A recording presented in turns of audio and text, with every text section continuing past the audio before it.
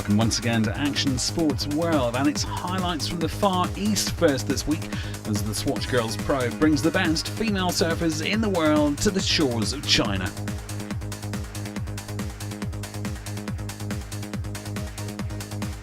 After which it's spectacular freeride skills and thrills from Wanaka in New Zealand at the World Heli Challenge.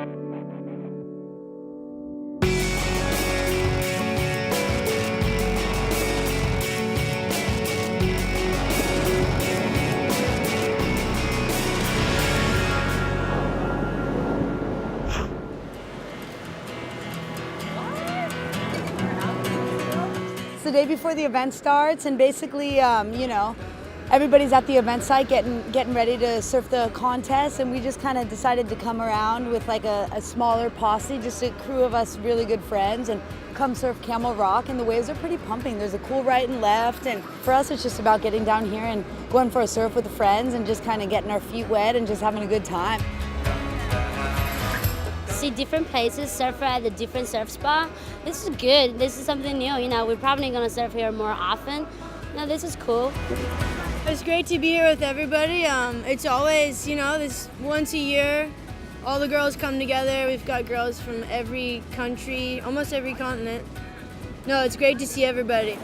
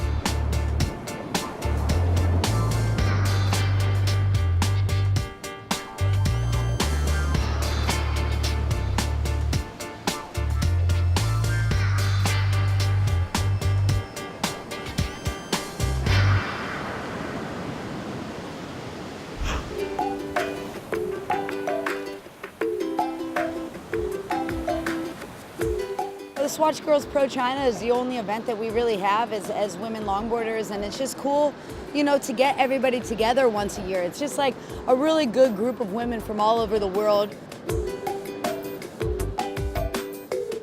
It's like the Olympics, You qualify through a region and you train all year, and then it comes down to one event. And it's also kind of old school, which is perfect for longboarding. You have only one contest, this one in China, that crowns the world champion, so it doesn't get more important than that. But sometimes it's hard because you keep training like all day long to compete on 20 minutes heat. It is a contest and it's serious, and we all are really excited to be here and to win, essentially. But for us, it's so awesome to come together. It's like the one time a year we all get to come together and surf together and enjoy this sport and enjoy this thing that we do called surfing. To meet Cassia, Kelia and all these girls is really amazing for me. Cassia has been my favourite surfer since I was little. She's inspired me a lot, so to have the chance to surf with her is enormous.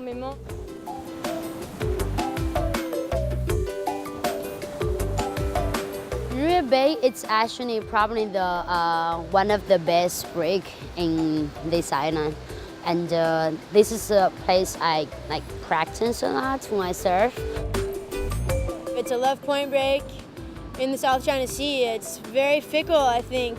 So we've learned the last couple of years that It can produce world-class waves or it can produce nothing.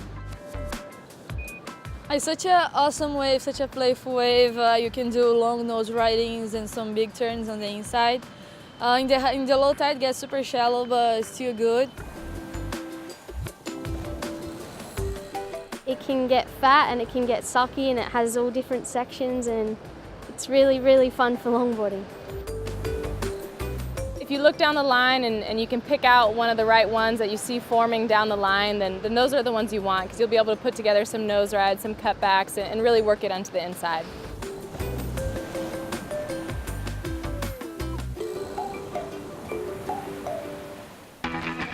Day one of the Swatch Girls Pro 2013, and the 36 best female longboarders in the world were getting ready for their heats in round one. With the world title on the line, the stakes were high as the Chinese crowds lined the shores in Ryu Bay. Like in previous years, Chelsea Williams from Australia was one of the standouts in the early rounds, and the 25-year-old combined the trademark cutbacks with some impressive nose riding skills. Last year's world champion Kelia Monez from Hawaii was in the limelight, but the 20-year-old didn't let the pressure get to her and comfortably won her first heat.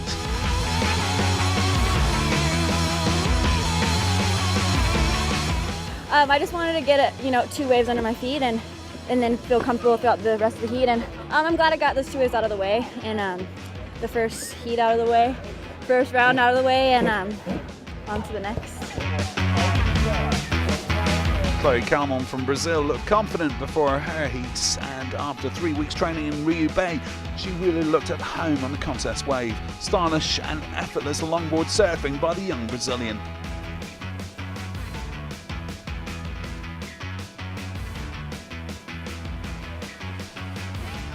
American youngster Tori Gilkison made her mark at last year's event. Once again, she started strong, showing some of the best hang fives in the first rounds.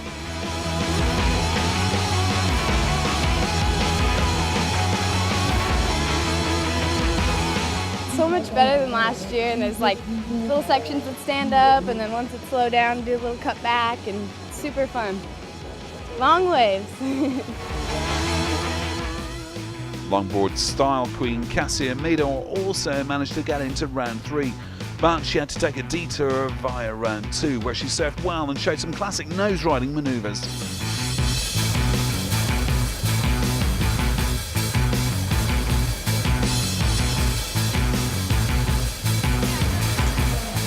Another American to progress into the last 24 was Lindsay Steinry. The 2011 world champion looked determined and managed to do a hang 10 on her best wave. I picked off a couple of the right ones, a couple wrong ones. It was tough out there. Atlanta's a really good surfer, so I was just trying to stay on top of my game the whole time.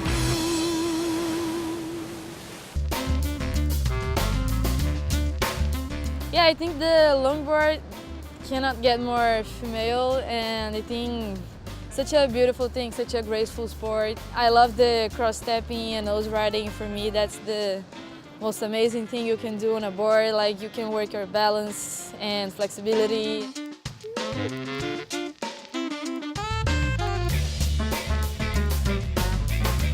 I think it's so much more attractive to other females who don't know surfing, and they look at that and it's a lot more approachable, and they can relate to it a little bit more. And it's also like almost like a dance, you know, you can just dance and glide on the water, and it's less aggressive, and it's just more me.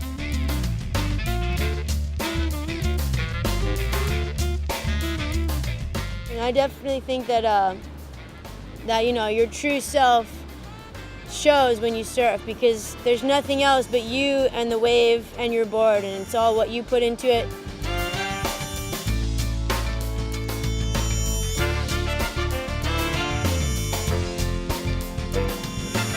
I mean, to me, what glide is, and when you're on a really nice wave in the perfect part and you're really in trim and in perfect trim, time stops. You're weightless, everything else disappears, and you're just locked into that moment. Ce que j'aime sur le longboard, c'est de pouvoir mélanger le style classique avec le style moderne. C'est-à-dire les noses, pour moi, c'est quelque chose que je ferai toute ma vie. Cette sensation quand tu es en antenne sur ta planche, je trouve qu'il n'y a rien de plus magique.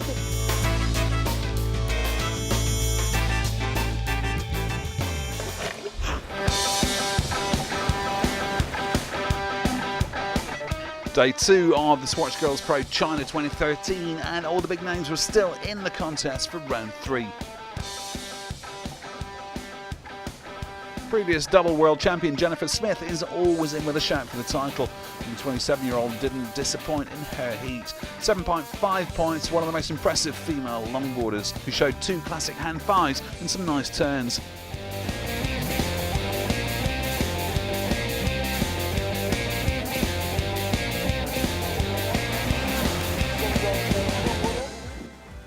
Next up, an all-American heat with Kasia Meador and Lindsay Steinrieder, 2 of the most experienced competitors facing each other.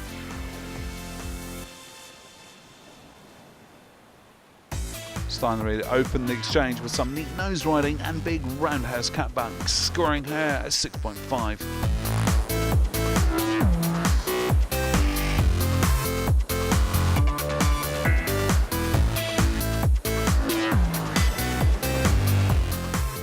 Meador tried her best to answer back, but it wasn't enough. Another early exit at the Swatch Girls Pro China for the 31-year-old. Yeah, a bit unlucky that I came up against my friend Lindsay in the early rounds of the heat. You know, she's won a world championship before, and I know her from California, so to come up with her in the early rounds is kind of a bummer, but that's what it is, you know. You got to come up against everybody at some point. Justine Dupont from France was once again leading the European charge, and the 22-year-old Dupont looked comfortable, surfing a strong heat and going straight through to the next round.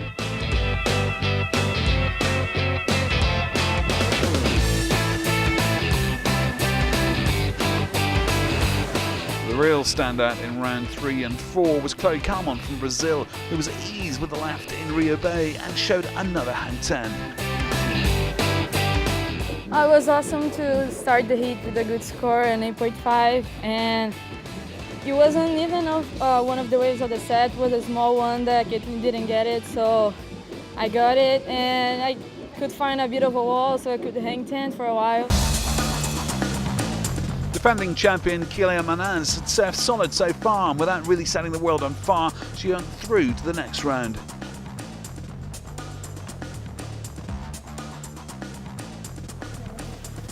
The final opponent of the last 2 years, Chelsea Williams, on the contrary, was on fire in every heat. Her radical and powerful turns made her a real standout, but the Australian is no stranger to nose riding either. Perfectly blending classic and progressive longboarding, Williams eased through to the next round.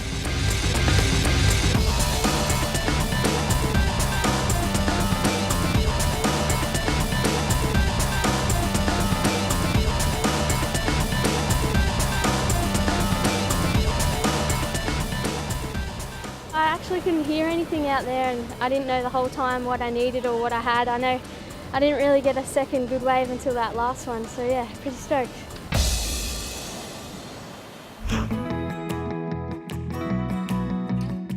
What's up, everybody? Here with good friends, sister Kelia Moniz, Victoria from Reunion Island, and China's own Darcy. Darcy, where are you going to take us today? What are we going to get going into? I think I'm going to take you girls just to the local school. We're going to visit some kids. We're going to bring some gifts for the kids. Wow. And I think we're going to have fun today. I'm going to show you guys around. Let's go.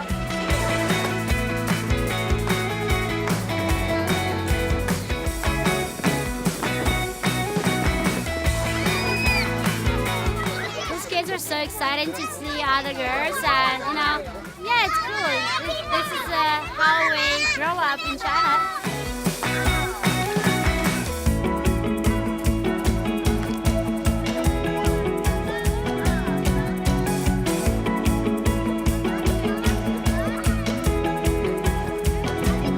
We're all here enjoying each other, having a good time, and there's no language barriers at all, you know? It's just we're out here, duck, duck, goose, and I don't know what you would say in Chinese, but everybody understands it and everybody has a smile. Everyone gets it. It's great. Yeah, and that's it.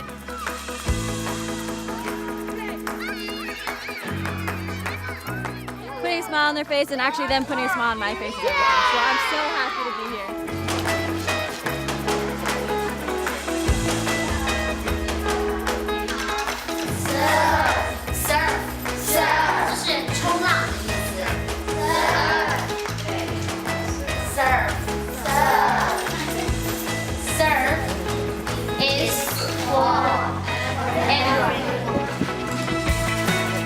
Yeah, it's crazy to be here. I'm so stuck, and it was a very intense experience to be in this school with this child, and yeah.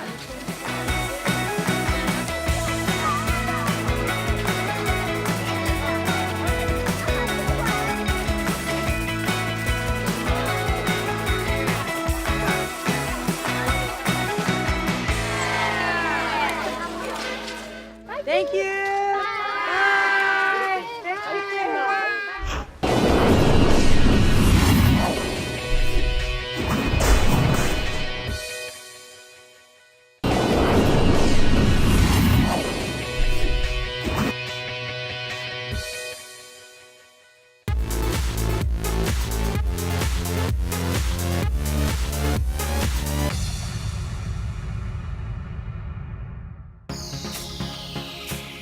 Welcome back to Dubai for the climax to a milestone year for the UIM Skydive Dubai XCAT World Series.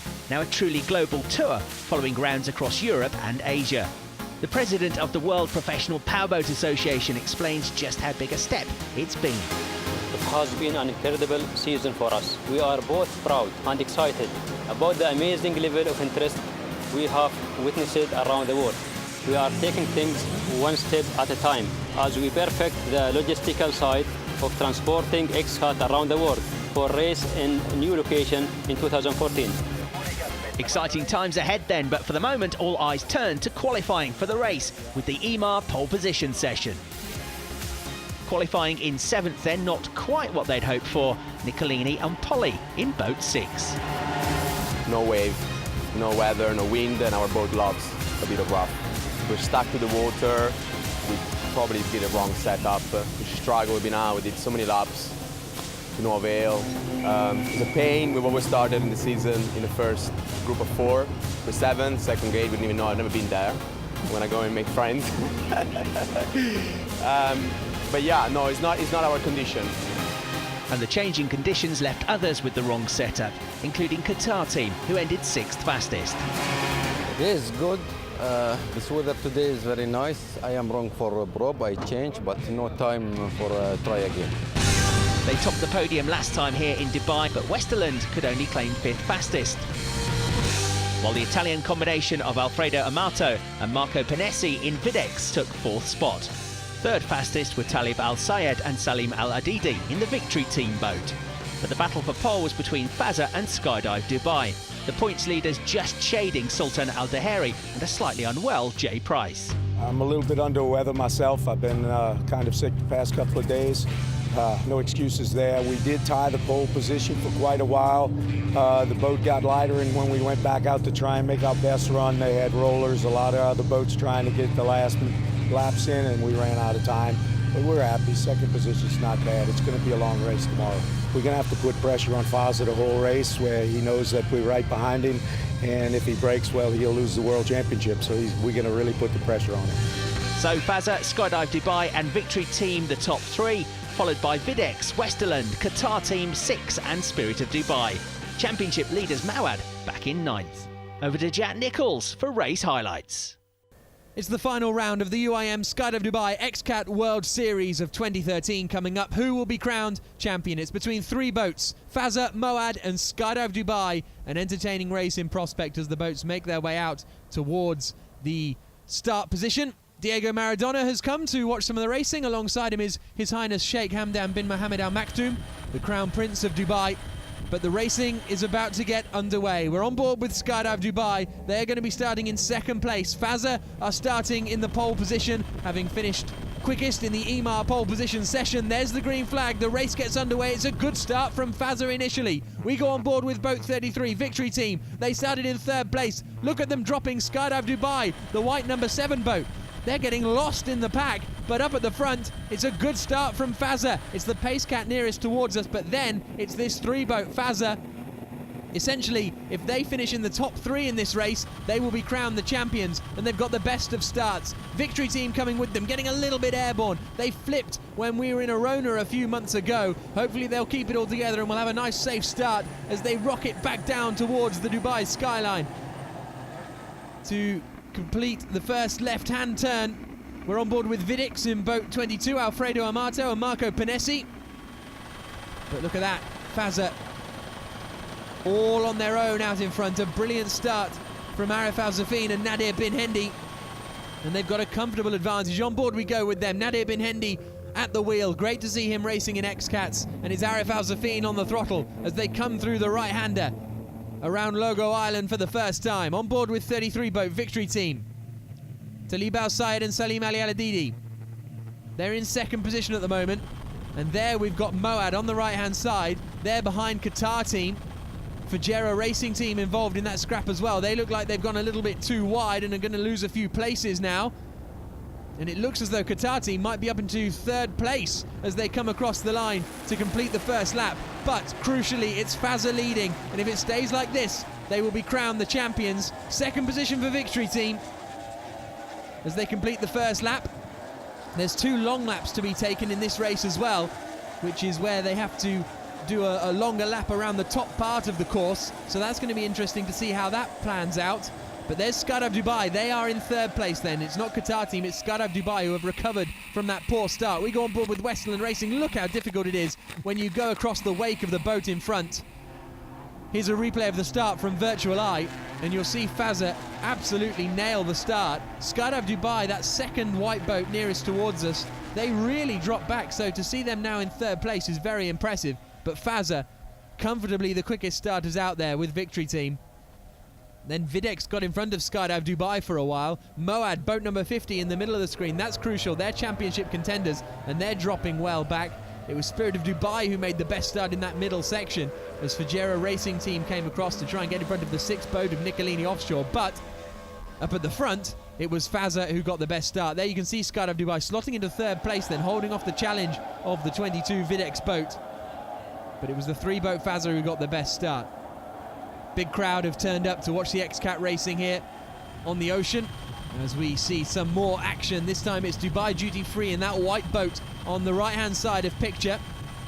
They've got a new boat for this weekend, so Tom Barry Cotter and Palverick Nilsson, who we're on board with now, are doing a decent job.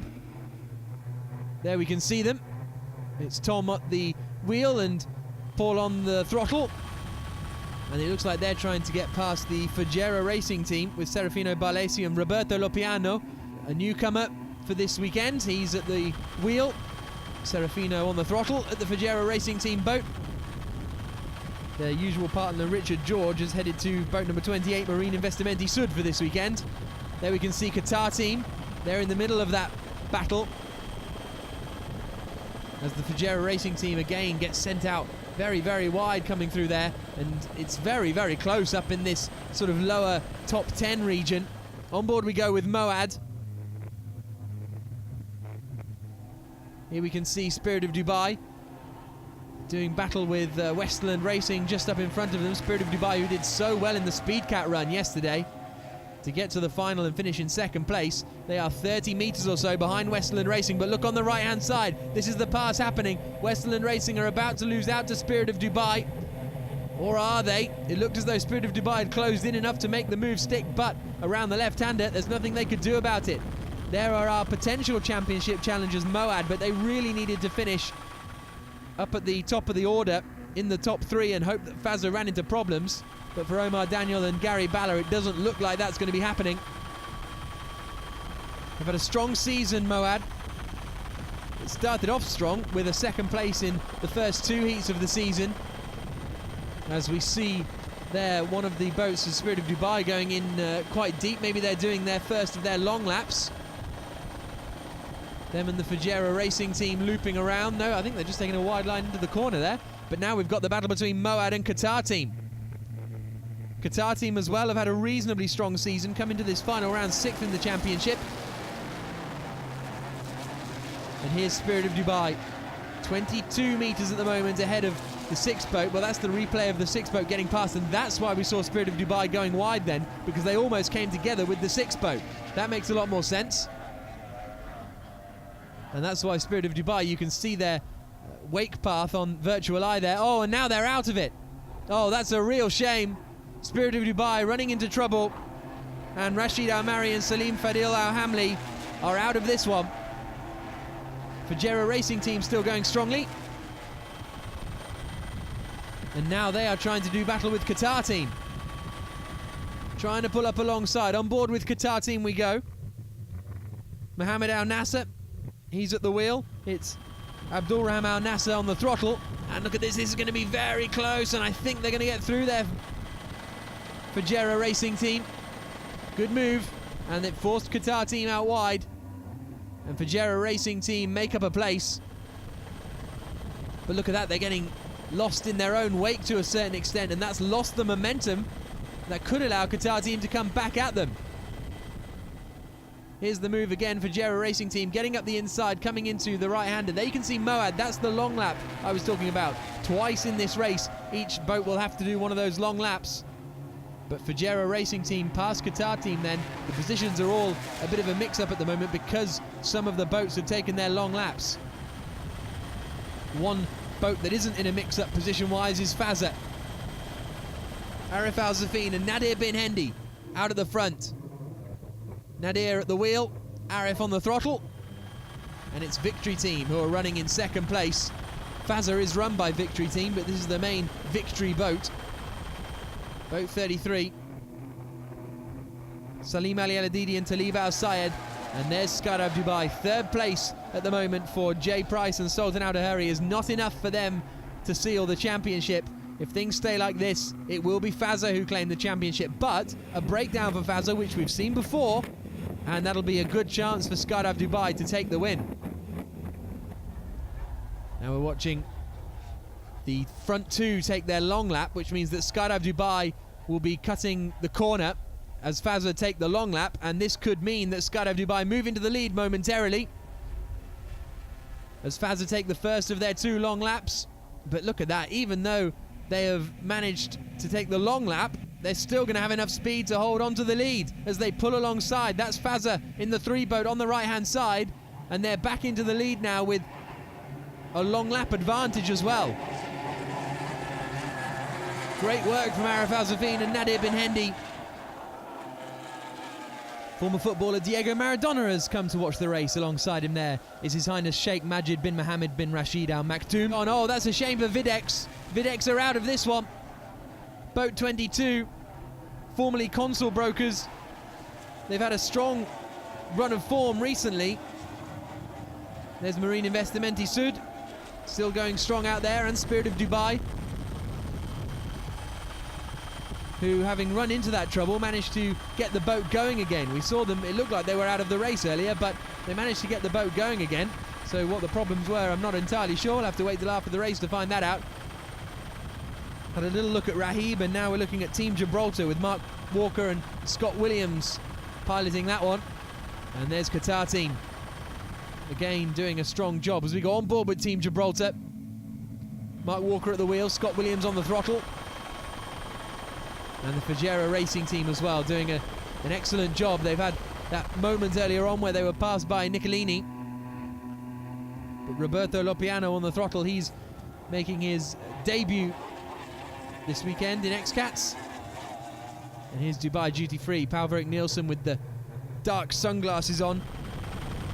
Probably not used to this kind of weather, coming from Norway. And there's the Moad boat. Not doing enough, unfortunately, for Omar Daniel and Gary Balla. They had 2 second places in the first 2 races of the season, but have struggled a little bit since then. Here's Nicolini on board with boat 6, as they do battle with Westerland Racing. That's them on the left-hand side, Nicolini. We're now on board with them as they try and close the door on Westerland. And that's going to get very tight for Westerland Racing through the spray. The spray knocks the camera back a little bit out of position. That's the sort of forces we're dealing with in this X-Cat racing. As the crew watch on with their live timing on the pit walls, and the fans watch on as well. There's Diego Maradona, his famous right hand holding out the white flag, which signifies it's the last lap. Here we can see Faza's advantage over Victory Team. It's a huge 730 metres. They have absolutely dominated this race, Faza. They had a great start to the season. They won heats 1 and 2. They haven't won a race since then, since here in Dubai, all the way back in February. but that's going to change now because they're going to take the win in the final round of the season, and they're going to take the championship as well. Maradona waves the checkered flag. Arif Al-Zafin, Nadir Bin Hendi, and of course Mohamed Al-Mari are the 2013 UIM Skydive Dubai XCAT World Series champions, boat 33 across the line in second place. There's Nadir Bin Hendi sitting down, Arif Al-Zafin standing up with his arms aloft. The reigning champions have retained their title. Arif Al-Zafin, Nadir Bin Hendi, and for most of the season, Mohamed Al-Mari have been piloting Boat 3 Fazza as they take the 2013 UIM Skydive Dubai XCAT World Series title. And so Fazza claim their third win of the year, second place to Victory Team, and third to Skydive Dubai, who were the highest scoring team in the second half of the season. Fazza seal what's been an incredibly competitive World Series. Nadir Bin Hendi and Arif Al-Zafin joined on the podium by Mohamed Al-Mari, who drove for the team in most races this year. Skydive Dubai move up to second in the standings after a disappointing 6th place finish for Mawad today. Some final thoughts from our champions, who already have one eye on next season. For sure, we are looking forward for next year. That doesn't mean we have to stop. We're going to start working again from next week maybe, and we have to prepare a boat for January, end of January.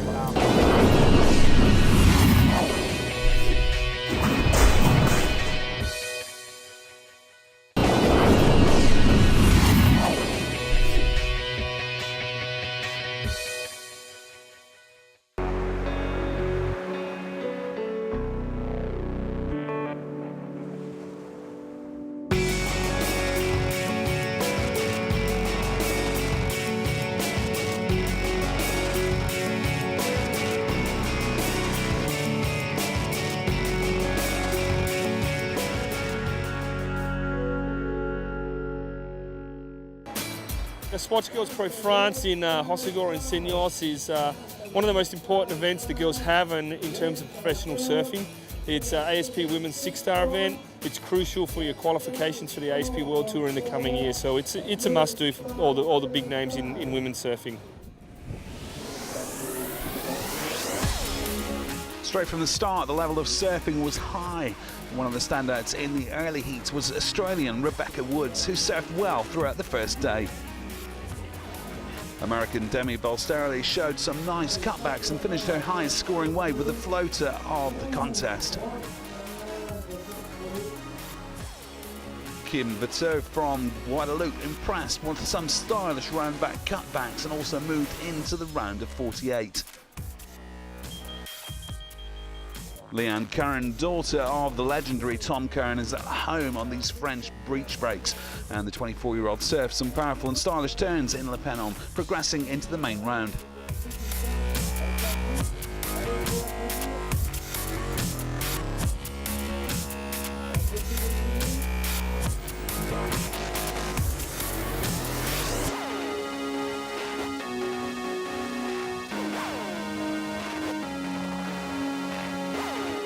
In the round of 48, last year's winner Courtney Conlogue started her title defence, and the world number 3 was straight away challenged by Hawaiian Nage Melamed, who was on far on one of the lefts in Le Penon.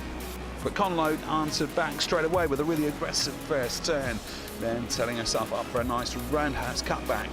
Incredible to see how she keeps the style in her powerful surfing. This really is women's surfing at its best, and a perfect 10 for the American.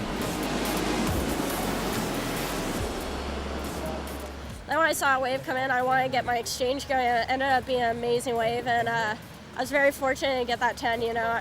That wave just kept going, and I just remember my first turn, my last turn, it felt pretty good, so definitely stoked to have got through that. Conlogue's good friend Sage Eriksson needed a good result to stay on the CT. The 22-year-old made her intentions clear.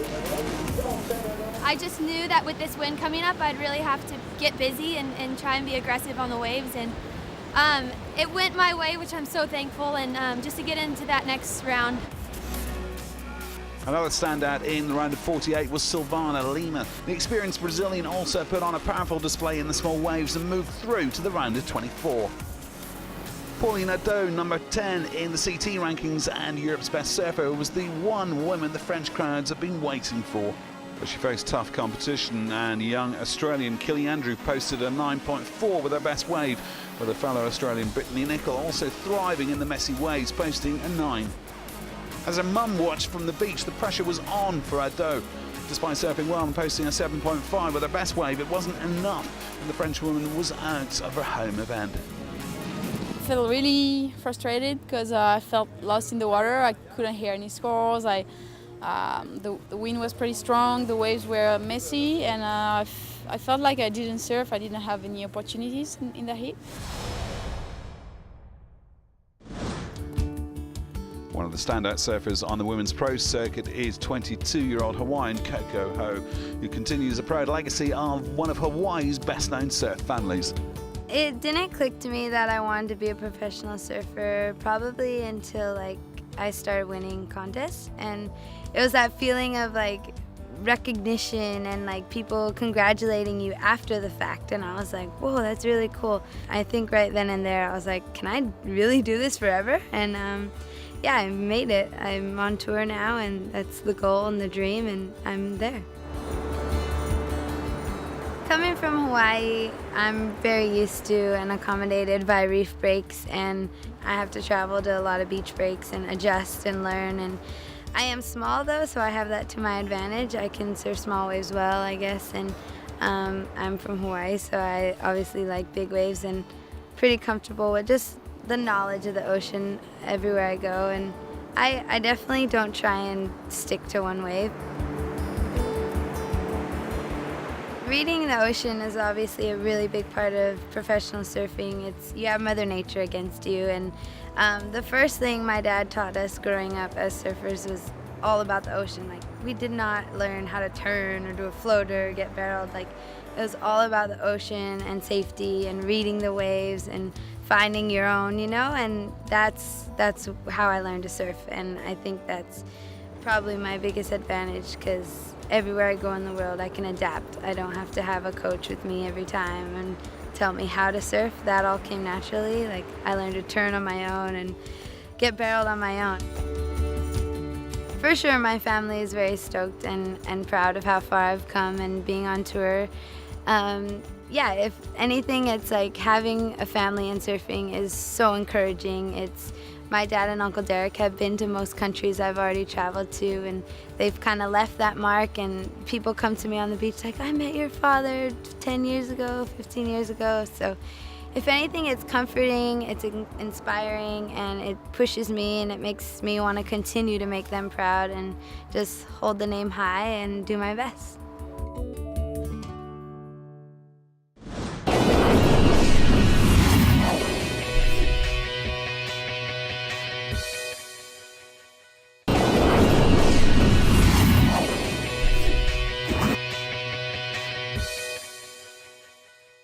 Coco Ho was back in business for the round of 24, where the girls once again were greeted by tricky conditions for the four-man heats.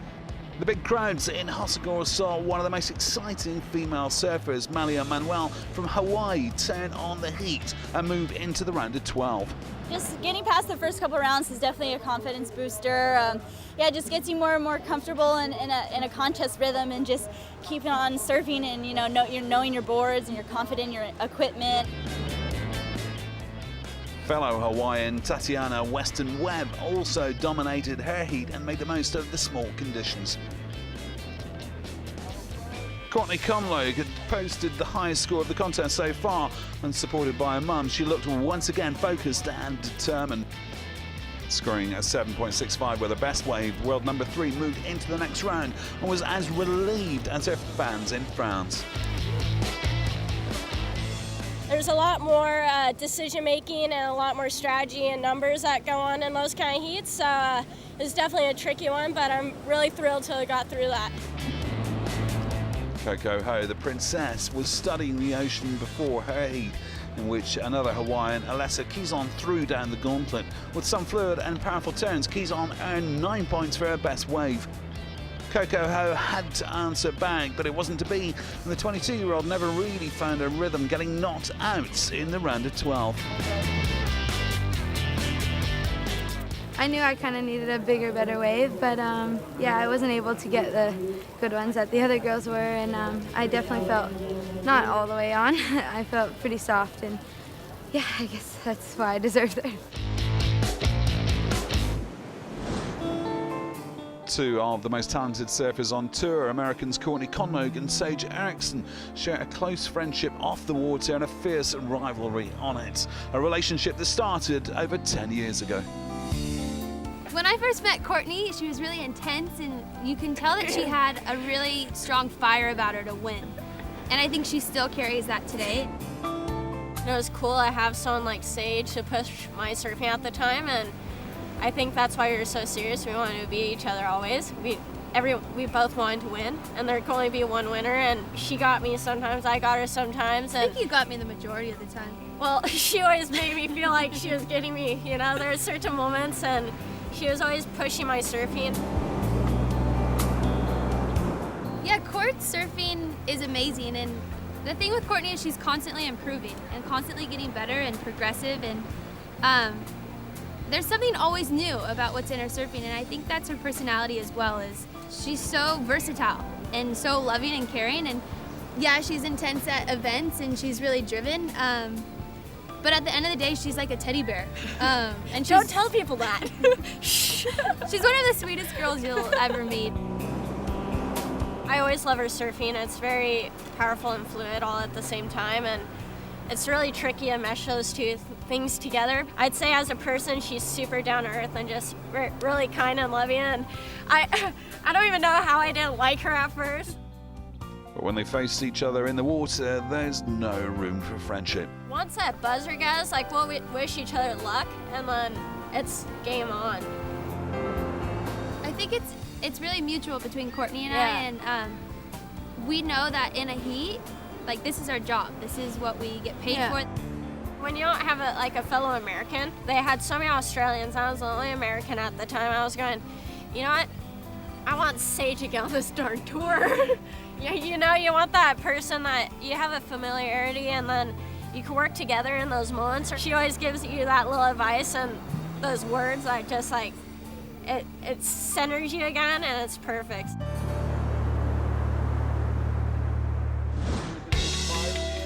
On day 3 of the Swatch Girls Pro France, the two standout surfers of the contest so far, Courtney Conlogue and Malia Manuel, faced each other in the first heats of the round of 12. Conlogue, the current world number 3, opened the exchange with a 7.6 and some solid surfing at the panel. But the current 12th placed in the CT, Malia Manuel, showed some nice turns and powerful roundhouse catbacks, winning the heats and moving into the quarters along with second place Courtney Conlogue.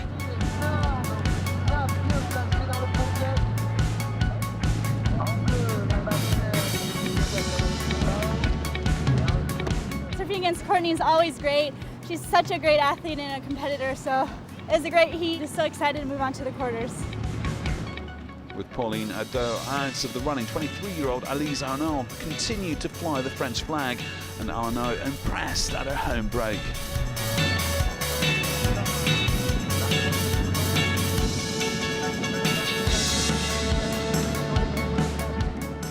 It's good, yeah. I'm just going heat by heat and trying to stay replenished and not getting so tired. I'm finally getting over the jet lag.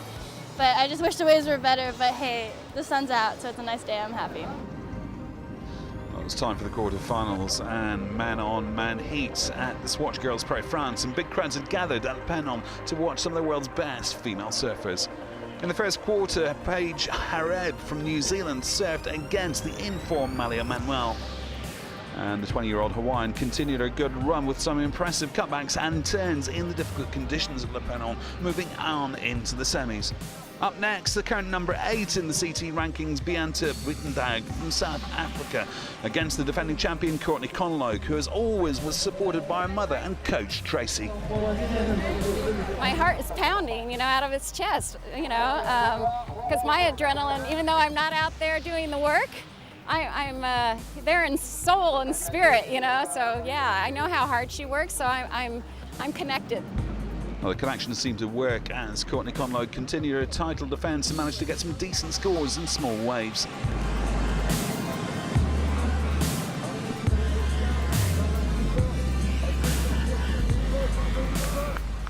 Yeah, definitely a very physically tough heat. When I was first piling out, the current wasn't bad, and then all of a sudden, like a minute or two before my heat started, I felt it pick up, and I was going, whoa, might be a bit of a workout, but felt like I was on the treadmill, but I ended up getting a couple of exchanges right off the bat. 23-year-old Hossegor local Alice Arnaud faced fellow French surfer Johan Defay, who had strong support from the locals and their friends from Reunion Island. In a close heat, Defay kept the upper hand and moved into the semi-finals of both the WQS 6-star and the Pro Junior event. I'm so stuck. It's in France, so it's even better. I'm just so glad. I can't find some word. In the last quarter-final, Elisa Kizon looked to continue her good run at the event, but her opponent, 18-year-old Keely Andrew from Australia, got the better of her in the scrappy conditions.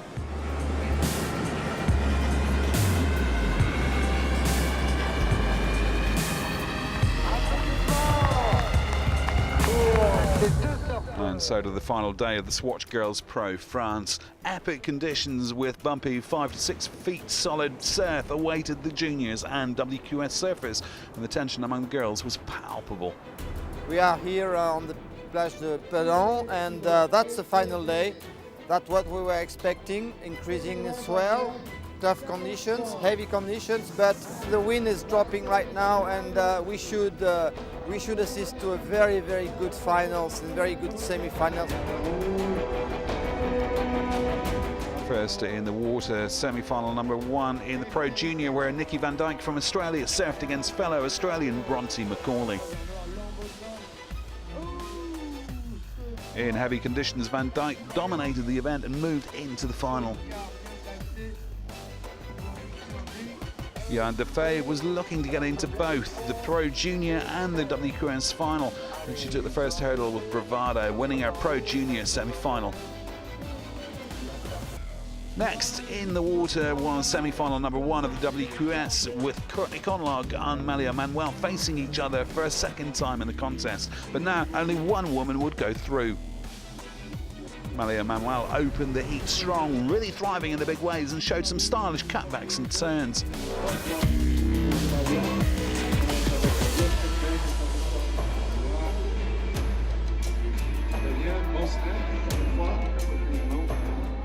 And with her mother capturing every moment of the heat, Conlog stepped up to the challenge and showed some strong, stylish surfing in 5 to 6 foot left sur le Pénon.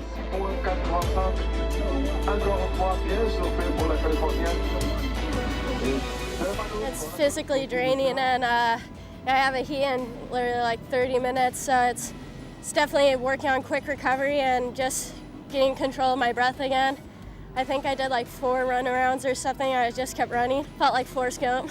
But yeah, it's definitely some tricky conditions out there, and really stoked I got through. The climax was coming closer, and with the Pro Junior final already reached, France's Johan Defay was up against Keely Andrew in the second WQS semi-final.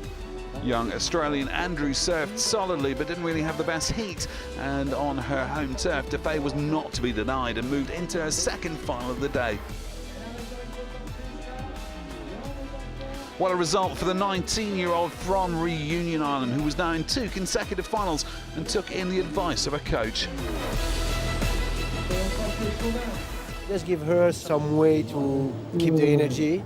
Don't paddle in all the waves, stay out the peak. There's a lot of current. Just like breathe a lot and stay relaxed, have fun, and make 10.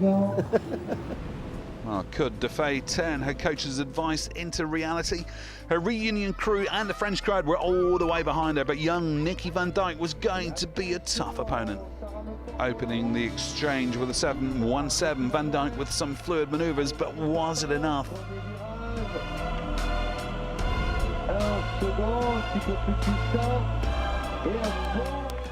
Cheered on by our fans, Defay rose to the challenge and slashed through this bumpy left, winning the Swatch Girls Pro Junior event as well as the ASP European Junior Crown. What a triumph for the girl from Reunion Island, who decided to stay in the water to now surf the WQS final.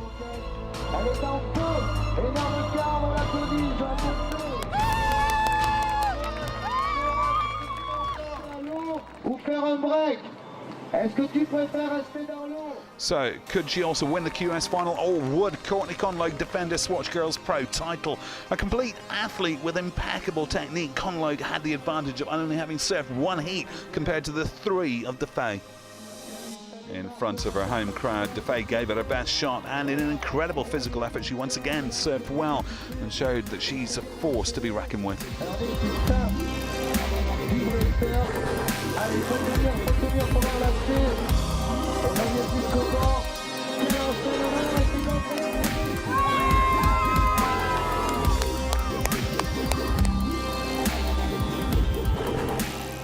But in the end, Conlogue was too strong for her, and in another display of female surfing at its best, Courtney Conlogue won her second Swatch Girls Pro title in a row, underlining her status as one of the world's best women in surf. Oh, what a final day at the Swatch Girls Pro France. What a triumph for Courtney Conlogue, and what a special moment as both women exiting the water celebrating their victories. Conlogue winning the WQS 6-star and Johanne Defay the Pro Junior event and the European Junior title.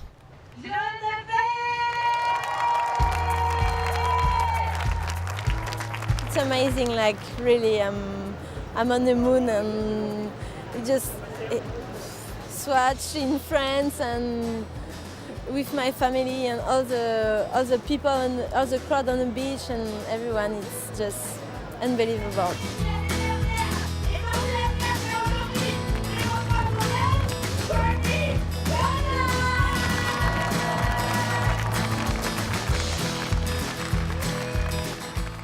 A win out here at the Swatch event back-to-back is huge. You know, anytime you win an event and win it back-to-back, it's very difficult, you know, because you kind of have a target on you, and you really got to step it up. And I always like to try to fight for it and have to earn it, and it was definitely an amazing contest for me.